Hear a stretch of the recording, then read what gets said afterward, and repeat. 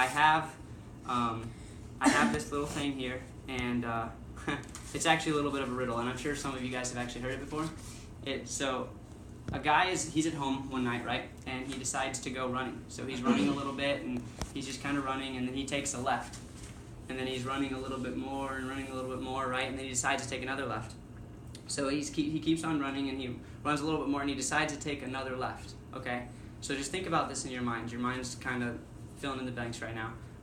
And once he gets back home, he's met with two masked men.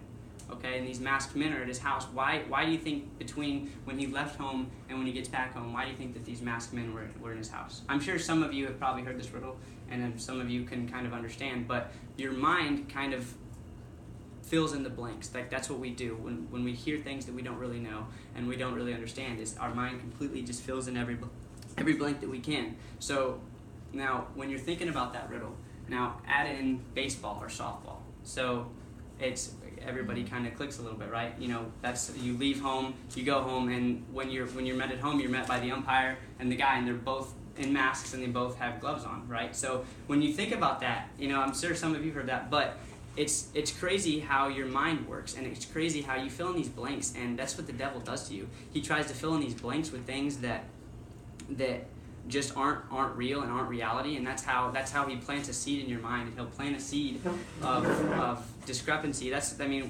One word taken out with Eve. You know, it was one word that was different. It was one little deceptive thing that changed, you know, all of humanity. You know, and so that's kind of what he does. I have this little article here on just some interesting facts about the brain and how it works. Because if we're gonna be able to fight against the devil in today's day, especially like how, you know, the greatest battle of fought, especially how great of a battle it is now, you know, 65 years after Brother Branham died, and how he preached that sermon. So it says some little things. You know, science says that a situation never actually causes stress. It's only our thought process towards the situation that will induce the stress. So you think about that, you know, that's why two people can go into the same situation and one not be stressed about it and the other be stressed. It's because it's how your mind plays a trick on you.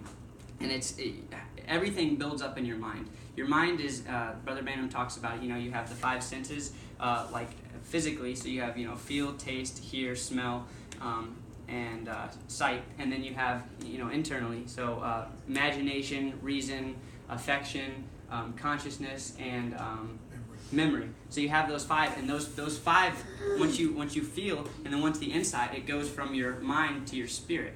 And once it's in your spirit, then it becomes like manifest. So, just some cool little things about your mind. So, fact number six. This is from the based on the latest science. It says no one knows for sure, but the latest estimation is that our brains contain roughly 86 billion brain cells. So, I mean, your mind it's incredible. Each neuron can transmit 1,000 nerve pulses per second and make as many as 10,000s of synaptic contacts with other neurons. So how they like connect with each other and they communicate with each other. A piece of brain tissue the size of a grain of sand contains 100,000 neurons and 1 billion synapses, and all are communicating with each other. Skip on down. It says brain information travels up to an impressive 268 miles per hour. This is faster than Formula One race cars, which top out at 240. And this is one that really stuck out to me. It says there's a reason the brain has been called a random thought generator. Now really think about this and think about how the devil uses this. There's a reason why it's been called the random thought generator, and it's because the average brain is believed to generate up to about 50,000 thoughts per day. Now, some of you may have like 60 to 70. I probably only have like 20 to 30,000.